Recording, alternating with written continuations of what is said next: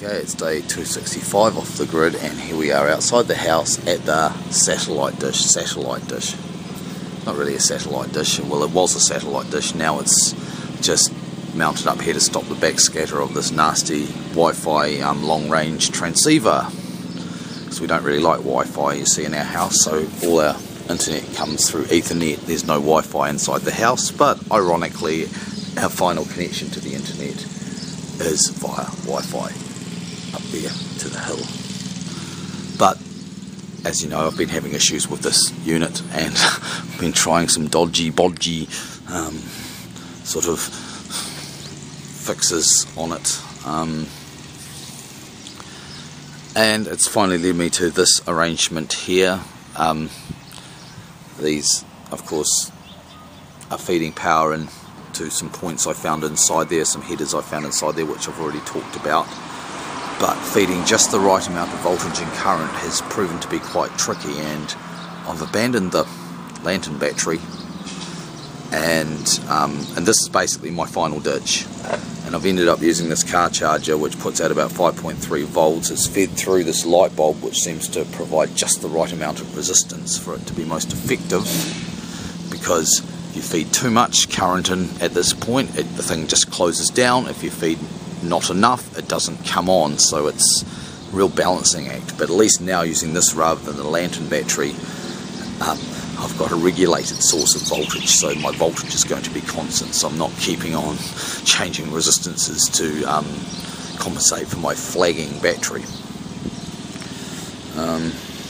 It's powered just by this car battery down here at the moment, and it's not sucking much juice from that because these things, being switch mode design, are very efficient. So it's putting about 70 odd milliamps, I believe, into the transceiver, but it's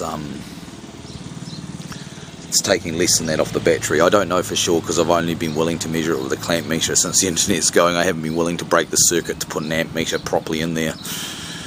Had a bit of an accident this morning. I fell off the bloody stool. There's a bit of a hole down there and one of the legs got in there, and I grabbed this and just about ripped it off the wall. Battery came crashing down, smash on the ground. Fucking, yeah, grrr, you know, fucking grrr. Found out that the guy that installed these screws that he'd put in, these tech screws, were actually tech screws designed for metal, that of course have very fine threads and are not really designed for wood. Well, this one nearly came out completely, so I replaced this one with a wood. I'm going to replace these ones in due course with wood screws as well, and add some bracing on here. But I mean, even this whole setup is kind of in flux really, because I want to move this thing completely away from here. Probably once we get a new one, I mean, it's looking like, I mean, this is working for now, but it's really looking like we're going to have to buy a new one of these, and they are over $100, so it's trying to avoid it, but it's looking inevitable really. I mean, this is kind of like a patch to keep us online for now, but I don't know if it's going to be long term. While I'm making this video, I'm actually uploading another off-the-grid video actually at this very moment on the internet, so I'm hoping that it's still working. I'll get on this blimmin' stool. I don't know if you can see, but I can see that the signal lights are on, so it is still actually working. I think this is just about the longest time I've had it constantly online since the damage occurred and it failed the other day. So we'll see how it goes. If this proves effective, of course I'll have to permatise this and waterproof it and figure out a way to do it. I'm running it off this car battery at the moment, which of course provides an isolated supply. I'm not sure if that's important or not. I don't really want to start running off the main 12 volt house supply and start commoning grounds and stuff. I'm a bit dubious about doing that, so I may just keep it isolated in some way, which complicates things ever so slightly. But you know, I don't really want to experiment, because if I make one fatal mistake and blow this thing up, we've got no internet and we have to buy a new one at that point, and the boys' birthdays are coming up, so I'd rather spend the money on birthday presents for them than a new one of these. If we can get by with this for now, then that would be cool. Okay, and here's the conclusion to day 265. Been mucking around on that all day, and it's now just after 5 PM on daylight savings, the first day of daylight savings. I was saving the daylight. That means we'll get an extra hour of solar power today, doesn't it? Right. What can I say? It's still not working perfectly. It still has a tendency to flick offline. But at least I seem to have now a procedure for restarting it that seems to work pretty quickly. So I made permanent this auxiliary power connection to those header connectors inside it.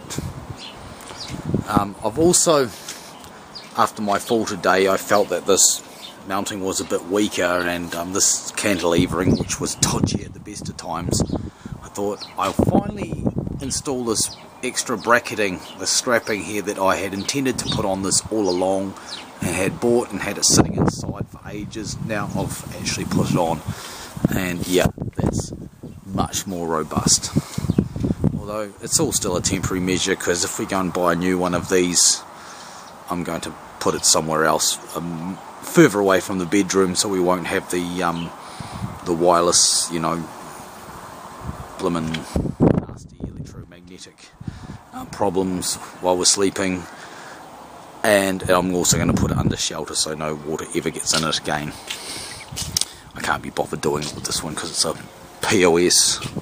So anyway, here's my other part of it. I've made this permanent. I ended up with this old display container. I ended up making it this way because I was having so much trouble putting the internet back on after taking it off to do work on it, that I decided I would just do all the work while it was live. So I put this all together while this was all still connected, but that didn't help, because when I went inside after I was finished, I went and had a look and it was offline. But still, here it is.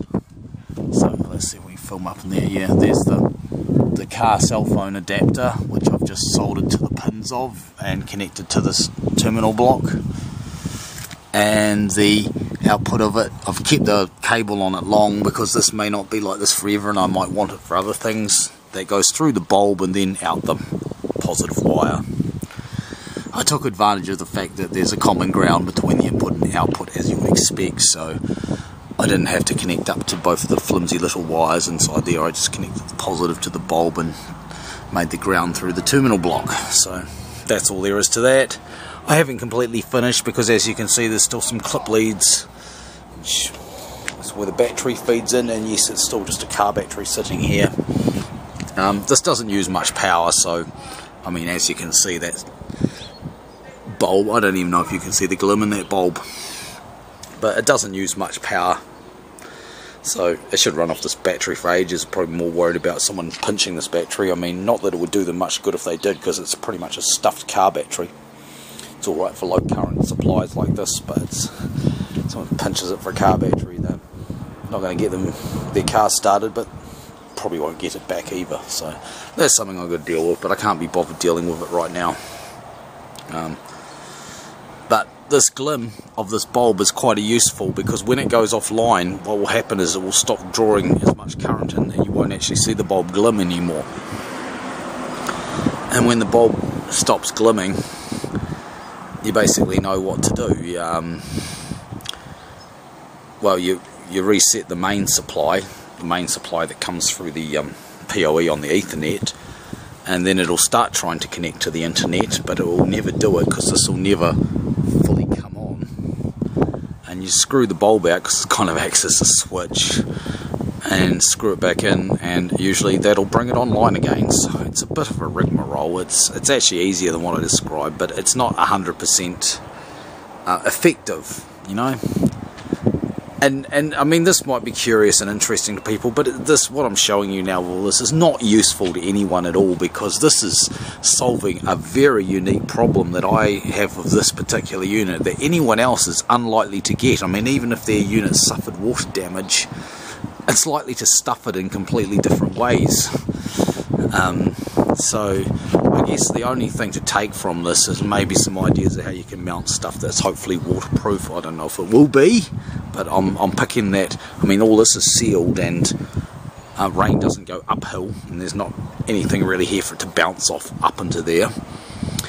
And you know, just that you can do things, you know, improvise things to keep things going and stuff. And sometimes it's not the best, of course. I mean, we will be replacing this when we can, but at least now it defers the expense to a time when it's convenient. Hopefully it doesn't get worse, but it appears to be holding, so it'll be interesting to see if I turn this video off and go inside and see if the internet's still on.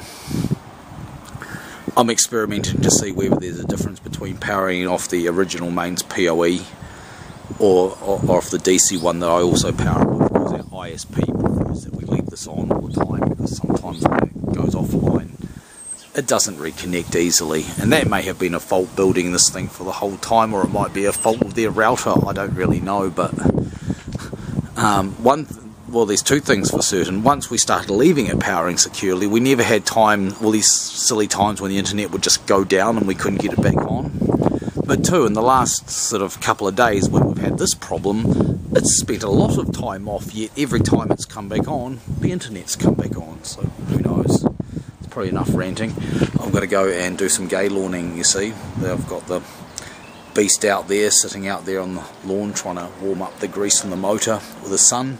But it's a bit windy, so it's probably not going to do much, and hopefully do that before the sun goes down. I feel like I've already done enough today mucking around with this shit, let's face it, but I can get that done today. That'd be really nice, because you know, it's like if I leave it another week, it's going to be really long. It's going to be a real cunt, so I think we'll leave it at that and go and do that. It's going to be a long video with all the bits of this.